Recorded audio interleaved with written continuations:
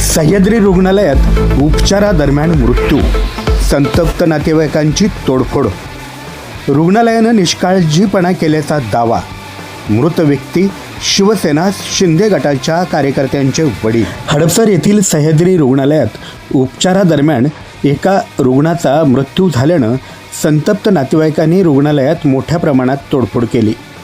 मृत व्यक्ती हे शिवसेना शिंदे गटाचे पदाधिकारी अजय सपकाळ यांचे वडील असून गेल्या काही दिवसांपासून त्यांच्यावर उपचार सुरू होते।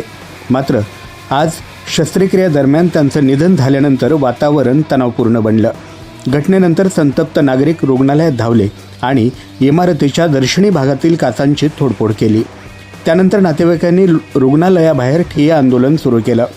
या प्रकरणी अजय सपकाळ यांनी प्रसार माध्यमांशी संवाद साधला। त्यांनी कठोर प्रतिक्रिया देत सांगितले की मी शिंदे गटाचा वैद्यकीय कक्षांचा शहर प्रमुख आहे। माझ्या वडिलांवर साधी 2 टाक्याची शस्त्रक्रिया होती, पण रुग्णालयानं हळूहळू माझ्या वडिलांना डॅमेज केलं। पुढे ते म्हणाले की सह्याद्री रुग्णालयावर कार्यवाही झालीच पाहिजे, ही आमची एकनाथ शिंदे साहेबांकडे मागणी आहे। तोपर्यंत आम्ही रुग्णालयाबाहेर जाणार नाही। दरम्यान या तोडफोडीनंतर रुग्णालय परिसरात तणाव निर्माण झाला असून पोलिसांनी घटनास्थळी धाव घेत परिस्थिती नियंत्रणात आणली। रुग्णालय प्रशासनानं मात्र सर्व वैद्यकीय प्रक्रिया नियमाप्रमाणे केल्याचा दावा केला। माझ्या वडिलांना या ठिकाणी अल्सरचा आजार होता। अल्सरच्या आजारापोटी मी सह्याद्री हॉस्पिटलमध्ये 27 तारखेला ॲडमिट केलं। ॲडमिट यासाठी केलं की वडिलांना 2 दिवसामध्ये ऑपरेशन करून लवकरात लवकर घरी घेऊन जाता येतील म्हणून। 28 तारखेला हॉस्पिटलमधून ऑपरेशन करण्यात आलं। ऑपरेशन सक्सेस झालं म्हणून मला सांगितलं। 29 तारखेला ते म्हटले सगळे रिपोर्ट नॉर्मल आहे, सगळे ऑर्गन चांगले आहेत आणि तुमचे वडिलांची प्रकृती चांगल्या पद्धतीने सुधारलेली आहे असं सांगितल्यानंतर सगळ्या आमच्या घरामध्ये अतिशय आनंदाचा क्षण निर्माण झाला आणि आम्हाला बरं वाटलं की सह्याद्रीमध्ये आलो आणि त्या ठिकाणी माझा वडील चांगला झाला। वडील चांगला झाल्यानंतर त्याच दिवशी त्यांनी त्या जागची डेड चेंज म्हणून त्या जागेवरनं त्यांना उचलून दुसऱ्या जागी बसवलं आणि त्या बसवल्या जागेमध्ये त्यांच्या जे टीचिंग झालं होतं जवळजवळ 25 ते 30 टाके त्या पोटावर होते।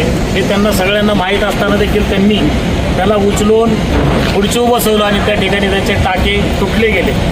टाके तुटल्यानंतर ती जखम उघडी पडली आणि जखम उघडी पडलेले त्यांना माहीत असताना देखील त्यांनी कुठल्याही पद्धतीची आम्हा नातेवाईकांना मी मुलगा त्या ठिकाणी असताना देखील मला कुठलीही माहिती नाही दिली आणि तसंच ट्रीटमेंट चालू झाली।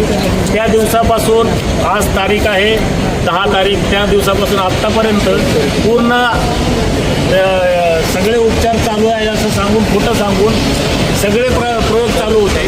इन्फेक्शन वाढलं, डायलिसिसवर नेला, पेशंट डायलिसिसवर नेला, अंत्यस्त झाला तरी शेवटपर्यंत त्यांनी मला सांगितलं नाही की तुमच्या वडिलांचं इन्फेक्शन आम्ही लपवलेलं आहे, त्यांचं ऑपरेशन फेल झालेलं आहे आणि अशा पद्धतीने आमचे वडील आज या ठिकाणी गेलेले आहेत। आणि अशा पद्धतीने जर हे हॉस्पिटल काम करत असेल, इथली मॅनेजमेंट काम करत असेल तर या मॅनेजमेंट कोण लक्ष देणार?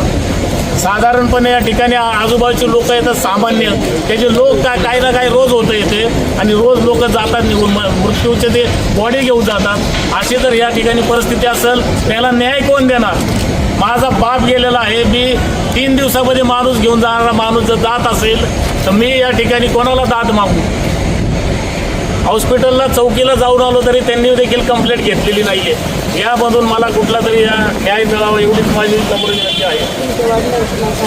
येरू सदाशिव सपकाळ, वय वर्ष 77 होतं, चांगली प्रकृती, अबपचे माणूस, ताटक माणूस, त्यांची व्हील पॉवर एवढी होती की ते बोललं तर उठायच्या तयारीत असलेला माणूस गेलेला आहे आणि या व्यवस्थेतून मला न्याय मिळावा एवढीच माझी अपेक्षा आहे।